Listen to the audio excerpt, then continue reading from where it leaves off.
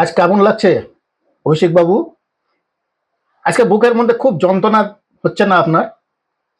খুব যন্ত্রণা হচ্ছে আপনার, আপনার পিসির খুব যন্ত্রণা উঠেছে। কেন এই যন্ত্রণাটা উঠলো কেন আপনার, আপনার এবং আপনার পিসির?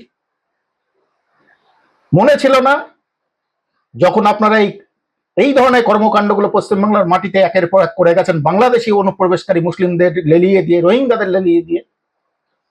মনে ছিল না এই রাজ্যের যখন বিজেপি কর্মীদের মেরে গাছে ঝুলিয়ে দিয়েছিলেন দড়ি দিয়ে, তখন ছিল, মনে হচ্ছিল না যে একদিনকে আপনাদেরও এই দিন আসতে পারে?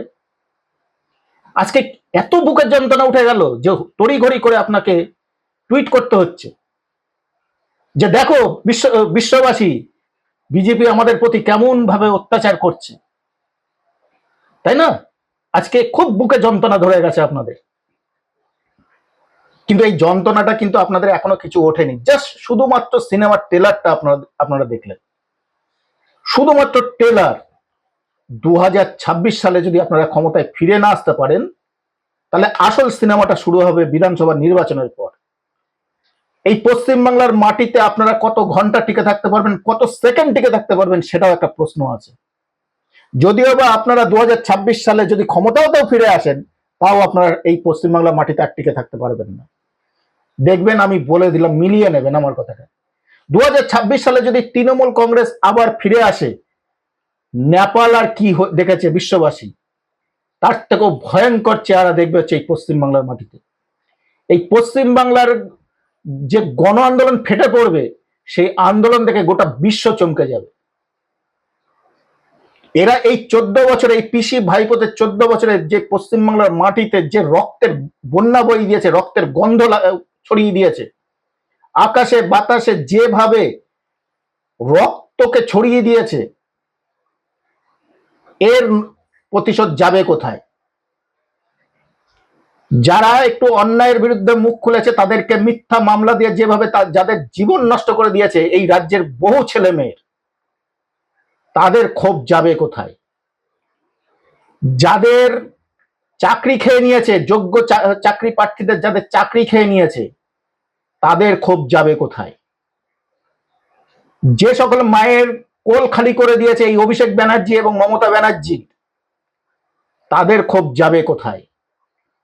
অর্থাৎ এই যে 14 বছরের যে রেশ, পূর্বে দেখবেন 2026 সালের বিধানসভার পর যদি ভুলবশত কোন রকম এই তৃণমূল কংগ্রেস যদি হেরে যায়,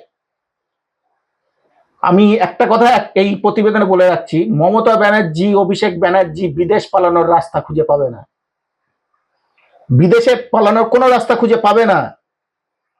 মানুষের ভিতরে যে ক্ষোভ জন্মে আছে,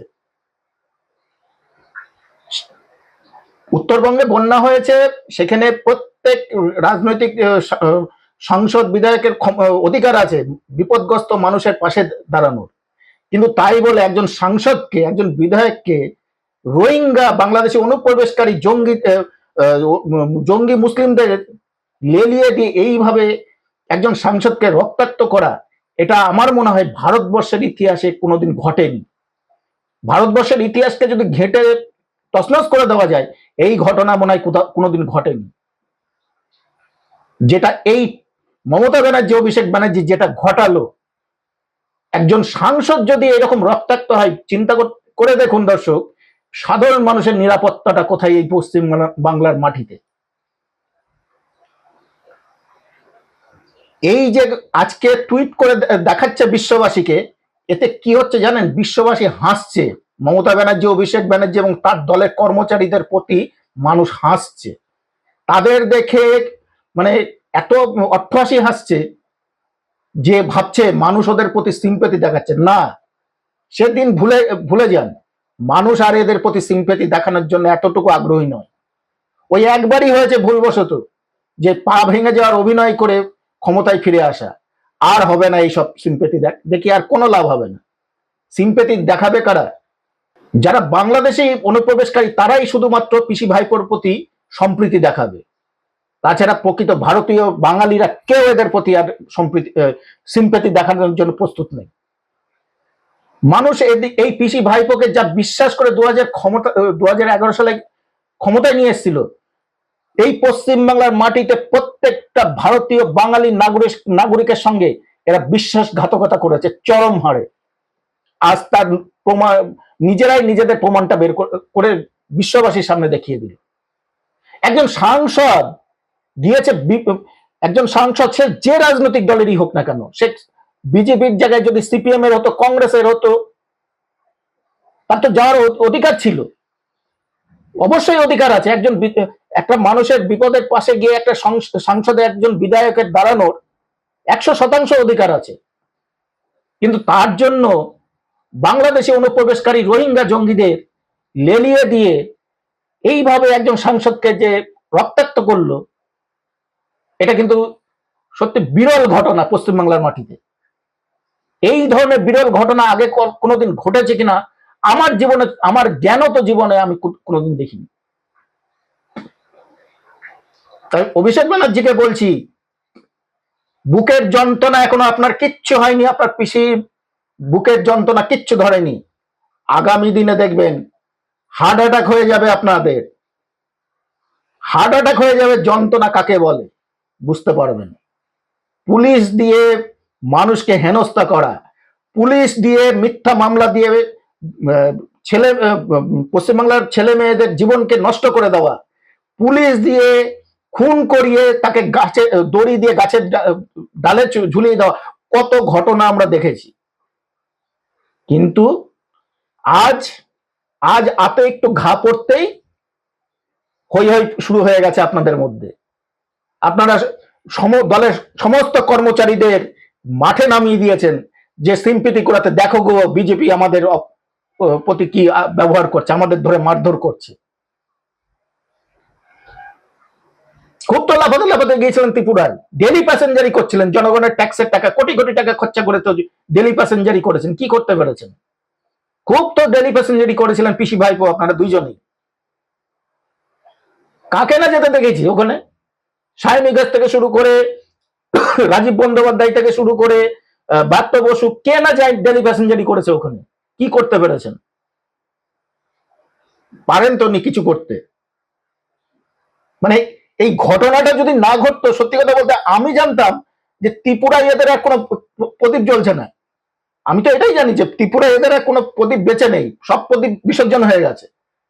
কিন্তু এখনো যে এই যে অফিসটা রয়েছে, আমি তো এই ঘটনাটা যদি না দেখতাম আমি জানতেই পারতাম না যে ত্রিপুরাতে এখনো এদের একটা অফিস রয়েছে জীবিত।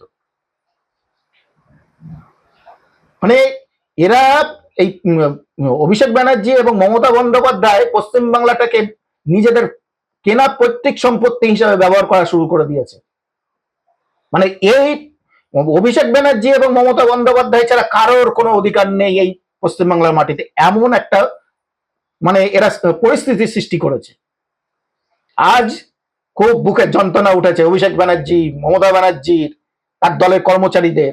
দেখুন কেমন লাগে। যন্ত্রণা কাকে বলে একটু বুঝতে পারছেন তো?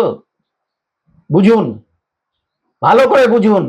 যন্ত্রণা আপনাদের কিচ্ছু দেওয়া হয়নি, এরপরে দেখবেন আরো বড় যন্ত্রণা আপনাদের ভোগ করতে হবে। 2026 সালে ক্ষমতায় ফিরে আসলেও আপনাদের বড় যন্ত্রণা ভোগ করতে হবে। আর যদি ফিরে না আসতে পারেন তাহলে তো বিদেশ পালানোর রাস্তাটা খুঁজে পাবেন না, এইটুকুন আপনাদের বলে দিতে পারি। তবে দর্শক,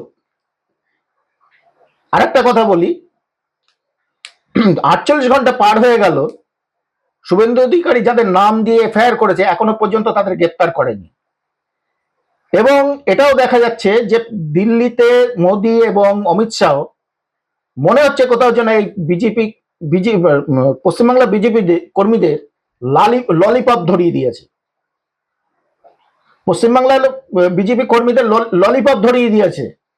কারণ এখনো পর্যন্ত যে কড়া কোনো স্টেপ নিল না, এটার জন্য কিন্তু পশ্চিমবঙ্গের সমস্ত বিজেপি কর্মীরা কিন্তু মর্মাহত এবং ভেঙে পড়ছে আস্তে আস্তে।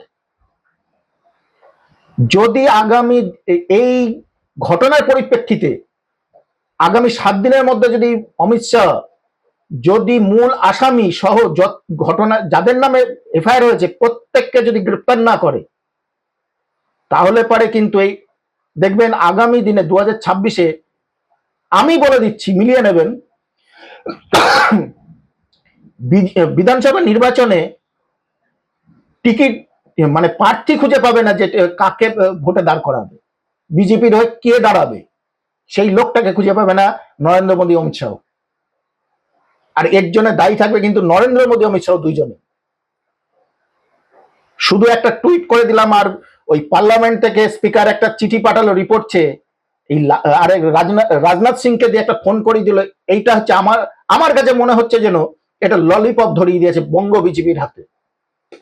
আর এটা যদি বঙ্গ বিজেপি এটা এখনো না বুঝে উঠতে পারে, তাহলে মনে হয় আগামী দিনে এই এই যে খগেন মুর্মুর মতো ঘটনা আরো উত্তরোত্তর বৃদ্ধি পাবে।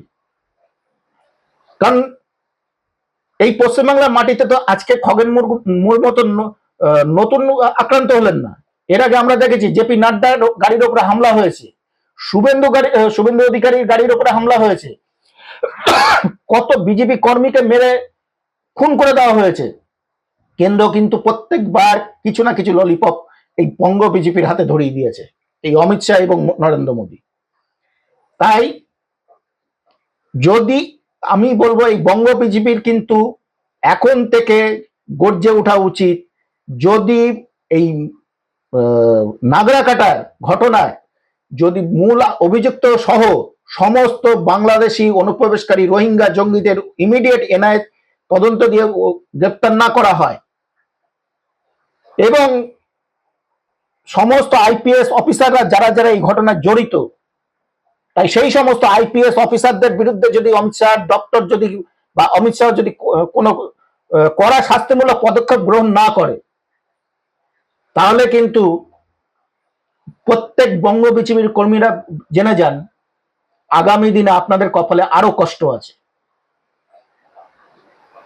এবং আপনারা বিজেপি করছেন, আপনারা পরিবর্তন চাইছেন, আপনারা বাংলার ভালো চাইছেন, সব ঠিক আছে, কিন্তু কেন্দ্র নেতৃত্ব যদি আপনাদের পাশে না দাঁড়ায়, তাহলে জানবেন এই খগেন মুর্মু আজকে দেখলেন, আগামী দিনে এরকম কত বিজেপি নেতা কর্মীকে এইরকম খগেন মুর্মু হতে হবে।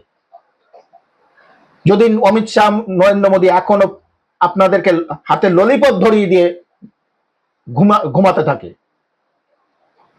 আর নির্বাচনের আগে এসে যদি বড় বড় বাতেলা মারে ভাইও আর বহেনও, এই বাতেলা যদি শুনে কেউ গলে যায়, তাহলে কিন্তু আমি আপনাদেরকে খুব নিশ্চিতভাবে বলতে পারি 2026 সালের পর একটা বিজেপি কর্মী নেতা নিজের বাড়িতে থাকতে পারবেন।